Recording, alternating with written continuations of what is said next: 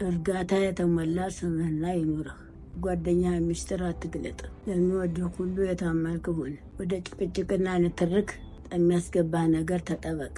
የሚሰሙ ሁሉ እንዳይጠሉህ ወደ ጠብ አትግባ። የበደሉህን ሰዎች ይቅር በላቸው።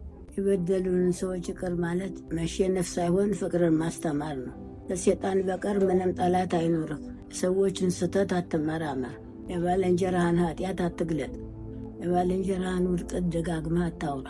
በራስህ ኃጢአት ላይ ፍረድ እንጂ በሌሎች ላይ አትፍረድ። ኃጢአት በፈጸመ ሰው ላይ ወቀሳና ንዝንዛ አታብዛ፣ ምክንያቱም አንተም ትበድላለህና። ኃጢአቱ ይመለስ ዘንድ ግን ወንድምህን መምከርና መርዳት ትችላለህ። ጥንቁቅ፣ ግልጽና ብልህ ሁን። ደስተኛ ሁን።